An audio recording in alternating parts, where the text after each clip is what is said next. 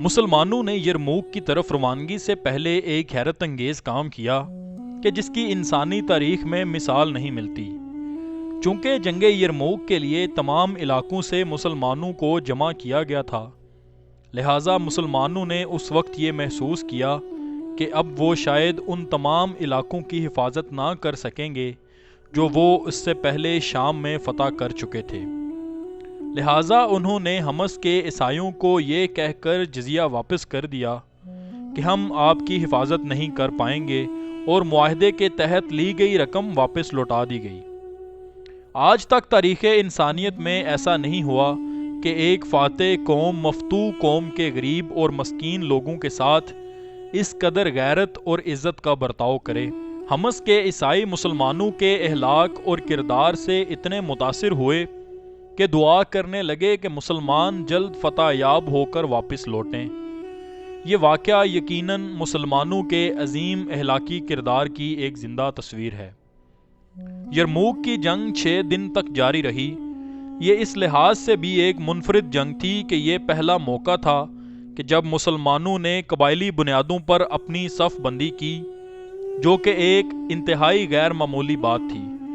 حضرت خالد بن ولید رضی اللہ تعالیٰ عنہ کی اس حکمت عملی کی نفسیاتی وجہ یہ تھی کہ وہ چاہتے تھے کہ اس گمسان کی جنگ میں ہر شخص اپنے قریبی عزیز رشتہ دار یا بھائی کے ساتھ کھڑے ہو کر جنگ کرے، کہ جس سے ان کے حوصلے میں اضافہ ہوتا ہے، اور ساتھ ہی ساتھ ہر قبیلہ اپنی جگہ بہادری اور شجاعت کے الگ جوہر دکھائے تاکہ اسے دوسرے قبیلوں کے آگے ہزیمت نہ اٹھانی پڑے۔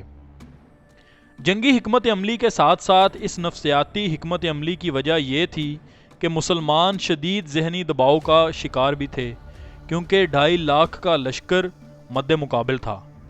اگرچہ سپہ سالار ابو عبیدہ ہی تھے، لیکن وہ جان چکے تھے کہ اس موقع پر فوج کی کمان حضرت خالد بن ولید رضی اللہ تعالیٰ عنہ ہی کر سکتے ہیں، یعنی آج کی اصطلاح میں خالد رضی اللہ تعالیٰ عنہ اس لشکر کے تھیٹر کمانڈر تھے۔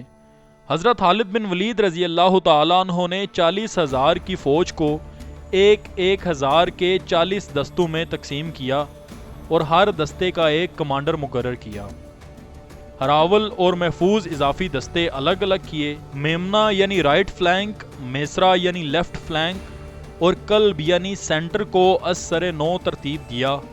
فوج کے یہ تینوں اہم حصے گھڑ سوار دستوں پر مشتمل تھے، اور پھر ایک ایسی جنگ کی تیاری شروع کر دی کہ جو اس سے قبل خود خالد رضی اللہ تعالیٰ عنہ نے بھی نہ لڑی تھی۔ مسلمانوں کی 40,000 فوج میں 1,000 کے قریب صحابہ کرام رضی اللہ تعالیٰ عنہ تھے، کہ جن میں سے 100 کے لگ بھگ وہ صحابی بھی تھے جو جنگ بدر میں بھی شرکت کر چکے تھے۔ جزیرہ نما عرب سے باہر کسی اور جنگ میں بدری صحابہ کرام رضی اللہ تعالیٰ عنہ کی اتنی بڑی تعداد اب تک شامل نہیں ہوئی تھی۔ اس جنگ میں اکرمہ بن ابو جہل، کہ جو ابو جہل کے بیٹے تھے مگر اللہ تعالیٰ نے ان کو ایمان کی دولت سے سرفراز کیا تھا، وہ بھی مسلمان فوج میں کمانڈر کی حیثیت سے متعین تھے۔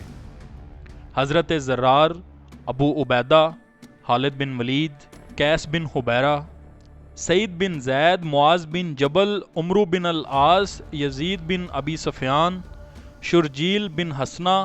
غرض یہ کہ اسلام نے اپنے تمام جگر گوشے اس جنگ کے میدان میں بھیج دیے تھے۔ اسی وجہ سے مسلمانوں کو یہ خطرہ لاحق تھا کہ اگر اس جنگ میں مسلمانوں کو شکست ہوئی تو رومی بدلہ لینے کے لیے مدینہ منورہ کو اگلا ہدف بنائیں گے۔ مسلمانوں کے پاس گھڑ سوار فوج کم تھی، تقریباً 12,000۔ پیادہ فوج زیادہ تھی۔ مسلمان تبھی کامیاب ہو سکتے تھے کہ جب گھڑ سوار فوج کو بہت ہی منظم طریقے سے استعمال کیا جاتا۔ حضرت خالد بن ولید رضی اللہ تعالیٰ عنہ نے یہاں پر ایک نئی حکمت عملی اپنائی۔ اس سے پہلے گھڑ سوار فوج کو اس طرح کسی اور جنگ میں استعمال نہیں کیا گیا تھا۔ حضرت خالد بن ولید رضی اللہ تعالیٰ عنہ کی حکمت عملی کی بنیاد گھڑ سوار دستوں کی تیز رفتار حرکت، دشمن فوج کے پہلوؤں پر حملہ کرنا، اپنی پیادہ فوج پر بڑھتے ہوئے دباؤ کو روکنا اور دشمن کے قلب کو کمزور کرنا تھا۔ رومیوں اور مسلمانوں کے مابین گمسان کی جنگ شروع ہوئی۔ تیسرے دن حالت یہ تھی کہ رومیوں کے دباؤ کی وجہ سے مسلمان میسرا قلب کی جانب سمٹ گیا۔ اس کا فائدہ اٹھاتے ہوئے آرمینی اور رومی سپاہی بڑی تعداد میں مسلمان لشکر کی پشت میں موجود مسلمان عورتوں کے خیموں تک پہنچ گئے۔ یہ بہت نازک موقع تھا، کیونکہ اس موقع پر تھوڑا سا مزید دباؤ مسلمانوں کو شکست سے دوچار کر سکتا تھا۔ شام میں لڑی جانے والی جنگی مہمات میں پہلی مرتبہ مسلمان شکست کے اتنا قریب آئے تھے، لیکن اللہ کے فضل و کرم سے رومی جرنیل اس موقع سے بھرپور فائدہ اٹھا نہ سکے اور دشمن کی گھڑ سوار فوج وقت پر اپنی پیادہ فوج کی کمک نہ کر سکی، اور نتیجے کے طور پر مسلمانوں نے دشمن کے اس حملے کا دباؤ توڑ دیا۔ اس موقع پر ایک اور غیر معمولی واقعہ ہوا۔ مسلمان عورتوں نے اپنے خیموں سے ڈنڈے نکال لیے اور ان مسلمان فوجیوں کو مارنا شروع کر دیا کہ جو دشمن کے دباؤ کی وجہ سے پیچھے ہٹ رہے تھے۔ اب فیصلہ کن مرحلہ آن پہنچا تھا۔ اکرمہ رضی اللہ تعالیٰ عنہ بن ابو جہل نے زور سے آواز لگائی اور کہا، کون ہے جو موت پر میرے ساتھ بیعت کرتا ہے؟ یعنی حالات اس نہج پر پہنچ چکے تھے کہ اب جان نثاری کا وقت آن پہنچا تھا۔ مسلمان فوج کے 400 مجاہدین نے اکرمہ رضی اللہ تعالیٰ عنہ کی آواز پر لبیک کہا اور پھر نہایت سرفروشی اور جاں بازی سے میدان جنگ میں کود پڑے۔ تب تاریخ نے دیکھا کہ جنگ کا پانسا پلٹنا شروع ہو گیا اور مسلمان کے جو پسپا ہو رہے تھے دشمن کو واپس پیچھے دھکیلنے لگے۔ اب پہلی مرتبہ جنگ کی بازی مسلمانوں کے حق میں پلٹنے لگی تھی۔ اس موقع پر حضرت خالد بن ولید رضی اللہ تعالیٰ عنہ نے اپنی فوج کو از سر نو ترتیب دیا اور اپنے گھڑ سوار دستوں کا استعمال شروع کیا۔ یوں دشمن کی فوج دباؤ کا شکار ہو گئی۔ دشمن کی گھڑ سوار فوج جب مسلمانوں کو روکنے کے لیے آگے بڑھی تو مسلمان گھڑ سواروں نے ان کا راستہ روک کر انہیں پیچھے ہٹانا شروع کیا۔ جب دشمن کے گھڑ سوار دستے پیچھے ہٹنے لگے تو مسلمانوں کی پیادہ فوج آگے بڑھنے لگی اور مسلمان گھڑ سوار دستوں نے دشمن کی پیادہ فوج پر شدید حملے شروع کر دیے۔ حضرت خالد بن ولید رضی اللہ تعالیٰ عنہ کے ان حربوں نے دشمن کو ششدر کر کے رکھ دیا۔ ان کی صفیں ایک ایک کر کے اکھڑنا شروع ہو گئیں۔ اس سے ایک دن پہلے کچھ اور واقعات بھی ہو چکے تھے۔ مسلمان جنگی شورا میں یہ مسئلہ زیر بحث تھا کہ دشمن کا مقابلہ کس طرح کیا جائے۔ حضرت خالد بن ولید رضی اللہ تعالیٰ عنہ نے غسانی ڈویژن کو سبق سکھانے کا فیصلہ کیا تاکہ مسلمان فوج پر دباؤ کم کیا جا سکے۔ غسانی ڈویژن 60,000 عرب عیسائیوں پر مشتمل تھی کہ جو رومیوں کا ساتھ دے رہے تھے اور ان کو الگ تعینات کیا گیا تھا۔ حضرت خالد بن ولید رضی اللہ تعالیٰ عنہ نے 30 مجاہدین کو ساتھ لیا اور مقابلہ کرنے چل دیے۔ جنگی شورا نے فیصلہ کیا کہ 60,000 کے مقابلے میں 30 مجاہدین کم ہیں، آپ 60 مجاہدین لے کر جائیں۔ 60 مجاہدین 60,000 عیسائیوں کو قتل تو نہ کر سکے، مگر انہوں نے کفار کو نفسیاتی دباؤ کا شکار کر دیا، جس نے آئندہ دنوں میں فیصلہ کن کردار ادا کیا۔ جنگ کے 5ویں روز رومی فوج تھک کر چور ہو چکی تھی اور ان کے جرنیل ہمت ہار چکے تھے۔ اس کا اندازہ مسلمانوں کو اس بات سے ہوا کہ دشمن کے جرنیل نے حضرت ابو عبیدہ کو یہ پیغام بھیجا کہ ہم جنگ کو چند دنوں کے لیے روکنا چاہتے ہیں تاکہ امن معاہدے کی شرائط طے کی جا سکیں۔ حضرت خالد بن ولید رضی اللہ تعالیٰ عنہ نے دشمن کی اس کمزوری کو بھانپ لیا اور صلح کے مشورے کو فوراً رد کرتے ہوئے کہا کہ ہمیں اب اس قصے کو ختم کرنے میں جلدی کرنی چاہیے، لہٰذا اب وقت ضائع نہیں کیا جا سکتا۔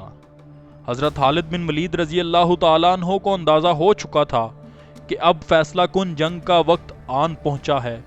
آپ رضی اللہ تعالیٰ عنہ نے اپنے تمام گھڑ سوار دستوں کو ایک جگہ جمع کیا۔ 8,000 مسلمان گھڑ سوار ایک صف میں آ گئے۔ آپ نے 5,000 گھڑ سوار رومیوں کی پشت کی جانب روانہ کر دیے۔ حضرت خالد بن ولید رضی اللہ تعالیٰ عنہ کو یہ یقین ہو چلا تھا کہ وہ اگلے دن اس جنگ کو پایہ تکمیل تک پہنچا دیں گے اور رومی یقینی طور پر فرار کا راستہ اختیار کریں گے۔ ان کے 3 اطراف میں دریا تھا اور پشت پر صرف ایک طرف خشکی کا راستہ تھا کہ جہاں پر اب حضرت خالد بن ولید رضی اللہ تعالیٰ عنہ نے حضرت زرار رضی اللہ تعالیٰ عنہ کو 5000 گھڑ سواروں کے ساتھ تعینات کر دیا تھا تاکہ دشمن کے فرار کے تمام راستے بند کر دیے جائیں۔ جنگ کے شروع ہونے سے پہلے ہی اس تعیناتی سے یہ ظاہر ہوتا ہے کہ حضرت خالد بن ولید رضی اللہ تعالیٰ عنہ کے اندازے کس قدر صحیح اور مکمل تھے۔ پھر وہی ہوا کہ جس کی توقع تھی۔ چھٹے دن جب اللہ کی تلوار چلنا شروع ہوئی تو رومی اس کے حملے کو سہ نہ پائے۔ پہلی مرتبہ ساری رات لڑائی جاری رہی۔ آنے والے طویل عرصے تک مسلمانوں میں اس خوفناک رات کے قصے عام رہے۔ ہزاروں کی تعداد میں دشمن کے سپاہی قتل ہوئے، حتیٰ کہ ان کا سپہ سالار بھی اس جنگ میں مارا گیا۔ حضرت خالد بن ولید رضی اللہ تعالیٰ عنہ اور تمام مسلمانوں نے بے دریغ دشمنوں کا قتل عام کیا اور رومی فوج کی کمر توڑ کر رکھ دی۔ اب عام پسپائی کا آغاز ہو چکا تھا۔ جنہوں نے بھی فرار ہونے کی کوشش کی ان کے لیے حضرت زرار رضی اللہ تعالیٰ عنہ اپنے 5000 گھڑ سواروں کے ساتھ موجود تھے۔ انہوں نے بھی فرار ہونے والے سپاہیوں کو تہہ تیگ کرنا شروع کر دیا۔ حضرت ابو عبیدہ رضی اللہ تعالیٰ عنہ نے حضرت خالد بن ولید رضی اللہ تعالیٰ عنہ کو جیت کی مبارک دیتے ہوئے اس فتح کو فتح المفتوح یعنی فتوحات کی فتح قرار دیا۔ یقیناً یہ سچ تھا، کیونکہ جب سے مسلمانوں نے اپنی سرحدوں سے باہر جنگی مہمات شروع کی تھی تب سے لے کر اب تک مسلمانوں نے اتنی خون ریز جنگ پہلے کبھی نہ لڑی تھی۔